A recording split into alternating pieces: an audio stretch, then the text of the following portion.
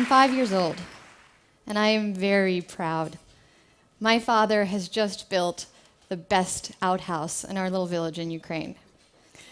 Inside, it's a smelly, gaping hole in the ground, but outside, it's pearly white formica, and it literally gleams in the sun.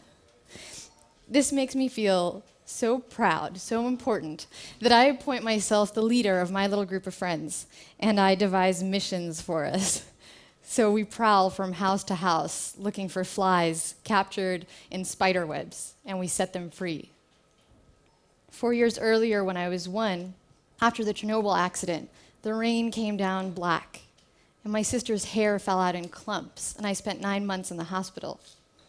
There were no visitors allowed, so my mother bribed a hospital worker, she acquired a nurse's uniform, and she snuck in every night to sit by my side. 5 years later, an unexpected silver lining. Thanks to Chernobyl, we get asylum in the US. I'm 6 years old, and I don't cry when we leave home and we come to America because I expect it to be a place filled with rare and wonderful things like bananas and chocolate and bazooka bubblegum. Bazooka bubblegum with the little cartoon wrappers inside. Bazooka that we'd get once a year in Ukraine, and we'd have to chew one piece for an entire week.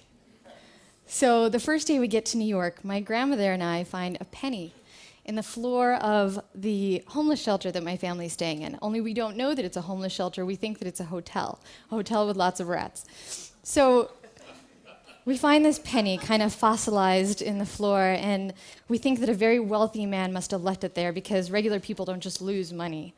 And I hold this penny in the palm of my hand, and it's sticky and rusty, but it feels like I'm holding a fortune. I decide that I'm going to get my very own piece of bazooka bubblegum. And in that moment, I feel like a millionaire.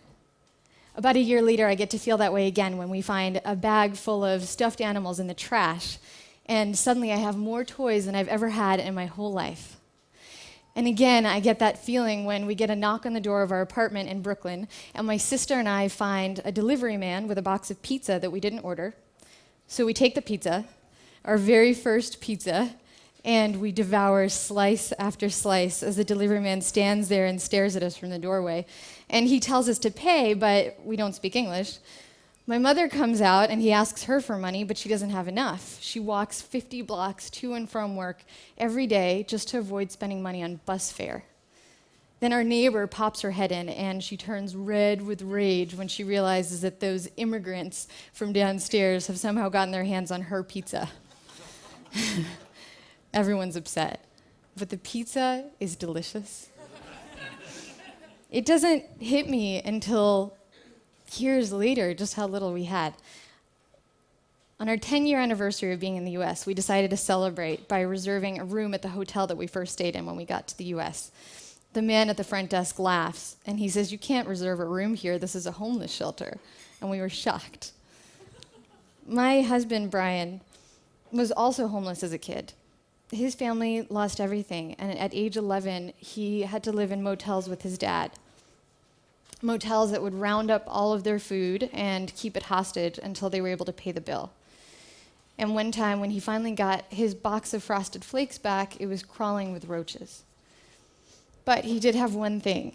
He had this shoebox that he carried with him everywhere, containing 9 comic books, 2 G.I. Joes painted to look like Spider-Man, and 5 GoBots, and this was his treasure. This was his own assembly of heroes that kept him from drugs and gangs and from giving up on his dreams. I want to tell you about one more formerly homeless member of our family. This is Scarlett. Once upon a time, Scarlett was used as bait in dog fights. She was tied up and thrown into the ring for other dogs to attack so they get more aggressive before the fight.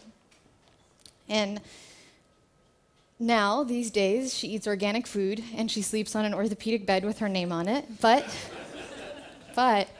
when we pour water for her in her bowl, she still looks up and she wags her tail in gratitude. Sometimes Brian and I walk through the park with Scarlett, and she rolls through the grass, and we just look at her, and we look at each other, and we feel gratitude We forget about all of our new middle class frustrations and disappointments, and we feel like millionaires.